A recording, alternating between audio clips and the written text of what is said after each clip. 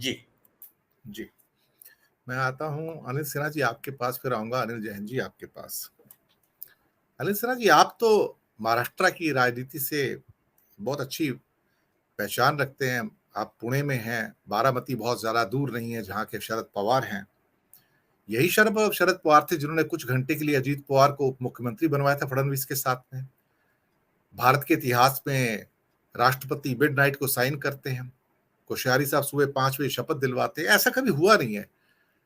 और फिर बाद में ये भी पता लगा था कि ये शरद पवार की अनुमति से हुआ था। हाँ, एक चीज और आती है कि शरद पवार के जितने वोटर्स हैं वो सारे कांग्रेसी हैं। जहां उनको लगेगा कि शरद पवार जंप कर रहे हैं, तो हो सकता है वो कांग्रेस की रूट्स को वो जो वोटर्स है वापस चले जाएं, क्योंकि सारे के सारे वोटर जो स्नैच किए गए थे कांग्रेस से स्नैच किए गए थे एनसीपी के द्वारा। ये हकीकत है। पायलट साहब तो अपना गेम खेल रहे हैं, लेकिन महाराष्ट्र की राजनीति में जो तूफान आया उसकी वजह लोकसभा इलेक्शन है, क्योंकि महाराष्ट्र में लॉसेस काफी बड़े होने जा रहे हैं और एक ही व्यक्ति है जो एनडीए को सपोर्ट कर सकता है इमरजेंसी में, वो है शरद पवार। और शरद पवार ने अजीत पवार के थ्रू ये एक बार साबित करके दिखाया कि मैं भाजपा में जाने को आतुर हूं और जा सकता हूं। अजीत पवार ने अभी भी कहा है कि ईवीएम में कोई गलती नहीं है, ईवीएम में कोई खराबी नहीं है और सब चलना चाहिए ऐसे। तो ये जो सॉफ्टनेस, जो प्रेम नजर आ रहा है एकदम से शरद पवार का और अजीत पवार का, ये अचानक नहीं हुआ है, इसके पीछे कहानी होगी कोई ना कोई। अनिल सिन्हा जी। ये देखिए, ये इसमें आपको समझना ये चाहिए कि अभी तक महाविकास अघाड़ी के साथ चल रहे थे शरद पवार, एकाएक क्या हुआ ये समझना चाहिए। क्योंकि महाविकास अघाड़ी को इंटैक्ट रखने में, उसको मजबूती देने में, या दिल्ली में भी कांग्रेस को माइनस करके जो मुहिम थी अ, विपक्षी एकता की, उसको उन्होंने रोका। तो पवार सब ठीक चल रहे थे, लेकिन क्या हुआ कि ये अडानी का मामला ऐसा है। पहली बार पहली बार हुआ कि बीजेपी एजेंडा तय नहीं कर पाई नेशनल डिस्कोर्स को। पहली बार राहुल गांधी ने, जिसको कि इन्होंने डिस्क्रेडिट करके रखा था, और उसमें ये लोग भी मान के चल रहे थे कि राहुल को चैलेंज क्रिएट नहीं कर पाएंगे। कांग्रेस चूंकि नेशनल पार्टी है, इसलिए उसको तो लीडरशिप रखना पड़ेगा, उसको जोड़ के, उसके बिना हो नहीं सकता। लेकिन वो दूसरा था, उसमें ये नहीं था कि कांग्रेस की लीडरशिप के कारण कांग्रेस को रख रहे हैं। उसमें ये था कि कांग्रेस नेशनल पार्टी है, नेशनल प्रेजेंस है, उसकी एक लीगेसी है, उसको ये अडॉप्ट कर रहे थे, लीडरशिप को अडॉप्ट नहीं कर रहे थे जो जो लीडरशिप राहुल गांधी के पास थी। ठीक है, सोनिया गांधी अगर रहेंगी तो हम साथ रहेंगे, ज्यादा अच्छा रहेगा, लेकिन लीडरशिप को नहीं मान रहे थे। ये फर्क आ गया भारत जोड़ो यात्रा के बाद।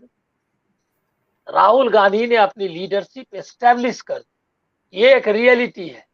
अब कांग्रेस लीडर, मतलब कोई वीक लीडर या विदाउट लीडरशिप या विदाउट ओरिएंटेशन वाली पार्टी, सिर्फ नेशनल पार्टी या नेशनल मतलब एक लॉन्ग लीगेसी, पुरानी लीगेसी वाली पार्टी है, वो नहीं रह गई।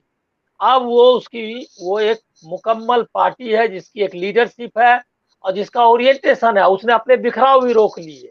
G23 वगैरह हुआ, एक दो लोग जाना था गए, लेकिन वो सब सब रोक लिया।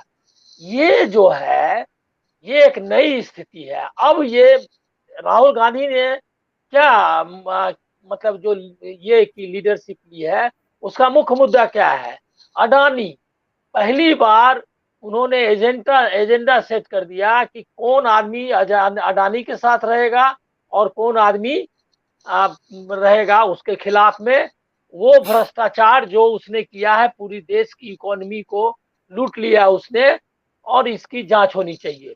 तो पहला तो जो पहले विकेट खिसका वो था, जे पहले से ही खिसका हुआ था, लेकिन उसने जाहिर किया, वो थी ममता बनर्जी। उन्होंने जेपीसी का विरोध किया, और वो, लेकिन प्रेशर इतना था कि उनको भी साथ आना पड़ा। विपक्ष की एकता में आम आदमी पार्टी तक को साथ आना पड़ा, जो कि इसके पहले का आप देखेंगे, भारत जोड़ो यात्रा के पहले तो वो सब आराम से कहते थे कि हम तो कांग्रेस के साथ बैठ नहीं सकते। उनको भी फोर्स किया। तो राहुल गांधी जब एजेंडा सेट करने लगे, और उन्होंने सेट कर दिया agenda anti corporate, anti communalism और एंटी बीजेपी आरएसएस, वो उसके खिलाफ एक बड़ी नैरेटिव सेट कर दी। अब इसमें मुश्किल ये हो गई कि आप सेकुलरिज्म वगैरह पर तो इधर उधर करके रह सकते हैं, क्योंकि एब्स्ट्रैक्ट है, वो अमूर्त है, उसके बारे में कुछ आपको कॉन्क्रीट करना नहीं है। आप बोल सकते हैं कि नहीं, मुसलमानों के साथ अन्याय नहीं होना चाहिए, और आप कुछ ना करें, जैसा ममता बनर्जी ने किया। कोई उन्होंने काम नहीं किया ऐसा जिससे बीजेपी को दिक्कत हो, लेकिन सेकुलर बनी रही।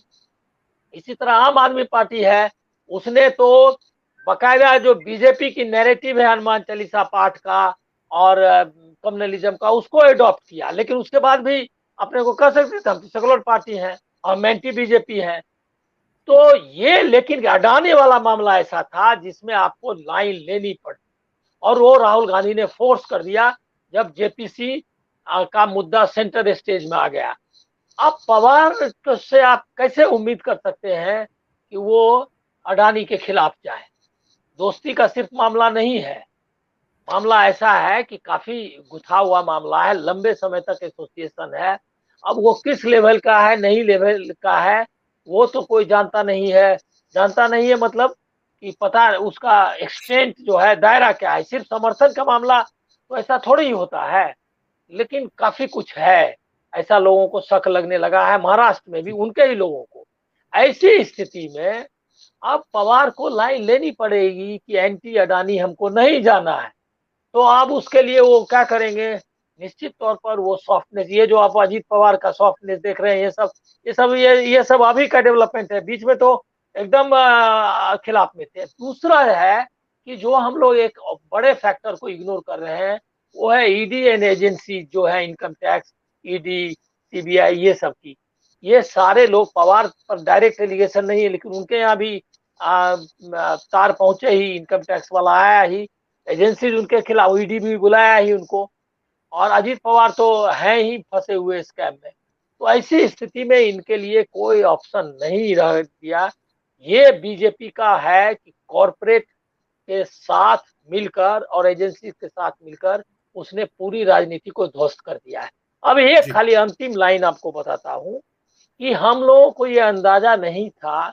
लोग जानते थे कि अंबानी फंड कर रहा है, या अंबानी के पास अंबानी के नेताओं को खरीदे हुए है, लेकिन अडानी इतना ज्यादा लोगों को रखे हुए है अपनी जेब में, ये अंदाजा नहीं था लोगों को।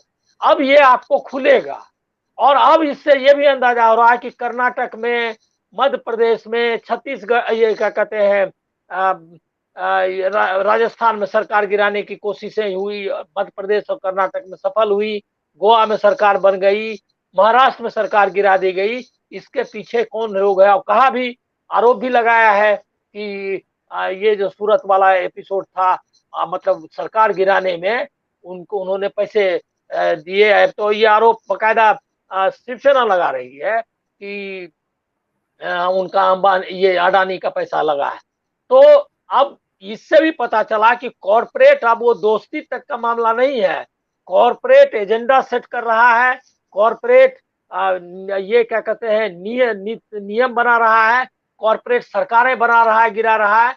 अब कॉरपोरेट के हाथ में यह आ गया। राहुल गांधी इस कॉरपोरेट के खिलाफ है। निश्चित तौर पर अभी आपको शरद पवार का भी विकेट गिरता हुआ दिखाई दे रहा है, और भी विकेट्स गिरेंगे, इसके लिए तैयार रहिए। राहुल गांधी का रास्ता बहुत कठिन है, लेकिन ये मानना पड़ेगा कि उस आदमी ने इस मामले में कॉम्प्रोमाइज करने से इनकार कर दिया है, और वो अकेले लड़ने के लिए तैयार है। यही एक रोशनी की किरण है। इनके उनके उधर जाने से कुछ होगा नहीं, इसीलिए कि जैसे जैसे ये एक्सपोज होंगे, इनकी, वो सही कहा कि जो कांग्रेस और एनसीपी का एक एक इकट्ठा वोट है, और लीडरशिप भी इकट्ठा है लोकल लेवल पे। अगर पवार बीजेपी के साथ डायरेक्ट जाएंगे तो वो अपनी लीडरशिप खो देंगे, एनसीपी बहुत बुरी हालत में हो जाएगी। जी जी। मैं आता हूँ अनिल जैन जी आपके